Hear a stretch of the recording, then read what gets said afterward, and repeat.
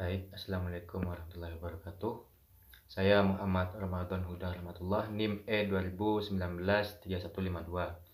Di sini saya akan memenuhi tugas mata kuliah kewirausahaan, yakni menanggapi pasal 25 terbaru mengenai UMKM yang sekarang. Yang dimana pasal 25 itu sendiri yaitu pemerintah pusat dan pemerintah daerah itu melakukan pemberdayaan bagi koperasi yang melakukan kegiatan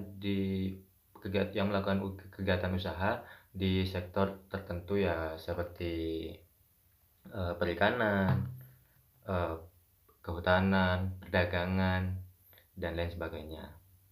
Yang dimana yang paling banyak diketahui untuk UMKM itu ialah usaha seperti perdagangan, ya. Menurut saya di sini ini pasal 25 itu sendiri sudah bagus, karena dari pemerintah itu sudah membantu bagi para UMKM, karena di situ sudah ada dari pemerintah pusat dan pemerintah daerah itu sendiri sudah ada pemberdayaan kepada koperasi yang melakukan kegiatan di usaha-usaha UMKM tersebut. Dan untuk kedepannya menurut saya tuh ya tetap bagus, karena memang sudah terpenuhi. Dan sekarang tuh bagaimana caranya bagi para UMKM itu sendiri, yaitu para pedagang itu sendiri, ya mentaati pajak, supaya bantuan dari pemerintah pusat dan pemerintah daerah itu dapat terus-menerus ya melakukan pemberdayaan kepada koperasi yang punya kegiatan di usaha tertentu itu tadi, ya ini UMKM. Ya hanya itu yang mungkin bisa saya tanggapi. Assalamualaikum warahmatullahi wabarakatuh. Nama saya Wina Nuralia, NIM E20193159. Tanggapan saya mengenai UMKM di Indonesia yang berkaitan dengan peraturan pemerintah nomor 7 tahun 2001. Nah, di sini di mana kebijakan ini adalah perubahan, ya. Terjadi perubahan struktural kebijakan undang-undang yakni Cipta Kerja. Nah, yang mana terjadi perubahan kriteria UMKM. Nah, di sini kriteria ditingkatkan dari yang semula berdasarkan omset dan aset, kini pada Undang-Undang Cipta Kerja itu berubah menjadi omset dan modal usaha. Nah, dari sinilah terjadi upaya-upaya yang dilakukan oleh Menteri Koperasi dan UKM yang akan dilakukan. Salah satunya yakni dari optimalisasi UMKM dalam platform e-commerce atau digitalisasi UMKM salah satunya. Nah, di sini juga akan upayanya adalah kemitraan strategis UMKM untuk masuk dalam rantai pasok pasar begitu. Dan yang ketiga itu mendorong pembiayaan UMKM untuk melakukan ekspor salah satunya. Mengenai prediksi tentang UMKM, nah, saya memprediksikan bahwa saya melihat dari data yang kemarin dari Kementerian Dagang Republik Indonesia itu bahwasanya di tahun ketika pandemi Covid melanda di 2020, Indonesia itu mengalami surplus neraca perdagangan sebesar 21,7 miliar US dollar. Nah, dari sinilah adanya gambaran besar lah, ya, di mana UMKM itu memiliki peluang besar sekali dalam kegiatan ekspor, yang mana di tahun 2020 itu Indonesia itu kegiatan ekspornya itu meningkat, sedangkan impornya itu sudah perlahan-lahan menurun begitu, ya. Nah, dari situlah adanya surplus di dalam neraca perdagangan.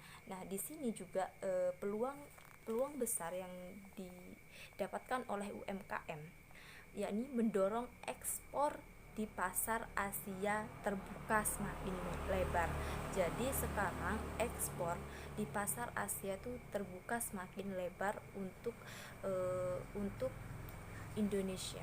Nah, di sini dimana dengan adanya juga dorongan dari pemerintah, yakni dorongan seperti apa, upaya seperti apa, yakni dalam merampungkan perjanjian perdagangan internasional. Melalui perjanjian perdagangan internasional ini, Indonesia salah satunya menjadi pencetus dan bagian dari salah satu perjanjian perdagangan bebas, yakni FTA terbesar di dunia.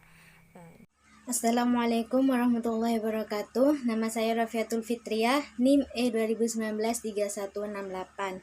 Saya di sini akan menanggapi tentang kondisi perpajakan yang dihasilkan oleh para UMKM yang terjadi di Indonesia. Nah, menurut saya perpajakan yang dihasilkan oleh para UMKM itu tidak stabil atau tidak membaik. Kenapa demikian? Karena perpajakan yang dihasilkan oleh para UMKM semakin menurun, di mana dikisarkan dalam 6,5% sampai 12% dibandingkan dengan tahun lalu, yang mana pada tahun lalu itu sekitar 1.139,6 triliun sampai 1.198,4 triliun. Nah, namun dalam kisaran 6,5% sampai 12% ini masih sangat menantang, disebabkan karena adanya prospek tekanan dengan diakibatkan oleh perebaknya pandemi COVID-19. Nah, menurut saya dengan adanya peraturan pemerintah nomor 7 pasal 25 dan seterusnya, yaitu sangat membantu bagi para pelaku UMKM.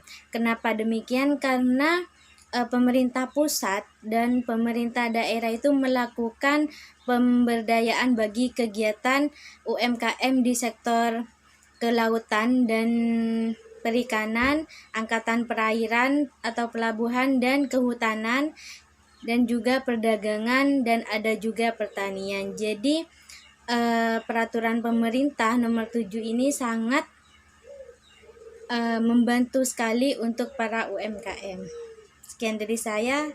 Assalamualaikum warahmatullahi wabarakatuh. Assalamualaikum warahmatullahi wabarakatuh. Perkenalkan, nama saya Walifatus Sadia, NIM E2019 3175. Nah, di sini saya akan menanggapi tentang sebuah laporan keuangan UMKM yang ada di Indonesia. Menurut tanggapan saya tentang laporan keuangan UMKM yang ada di Indonesia saat ini itu kurang stabil. Karena pada tahun 2019 sampai sekarang, pemerintah itu mengalami kesulitan dalam masalah tentang keuangan. Karena pada tahun 2020 pemerintah itu menyediakan anggaran sebesar 95,87 triliun yang akan digunakan untuk subsidi bunga dan juga untuk mendukung perluasan kredit UMKM.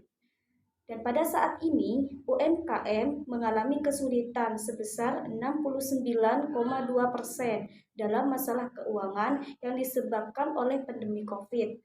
Dan prediksi saya tentang UMKM ke depannya yaitu tidak akan stabil karena mengacu pada tahun-tahun yang ada pada sebelumnya seperti tahun 2019 dan 2020, yang mana pemerintah sudah mengalami kesulitan sehingga untuk mengembalikan perekonomian Indonesia pasca pandemi itu akan sulit. Akan tetapi jika dikaitkan dengan PP nomor 7 2021 UMKM pasal 25 yang dibuat oleh pemerintah itu dapat membantu pada UMKM karena pemerintah pusat dan pemerintah daerah di sini melakukan pemberdayaan bagi UMKM pada sektor kelautan dan perikanan, angkatan perairan, pelabuhan, dan juga kehutanan, perdagangan, dan pertanian, yang sehingga UMKM untuk kedepannya akan menjadi lebih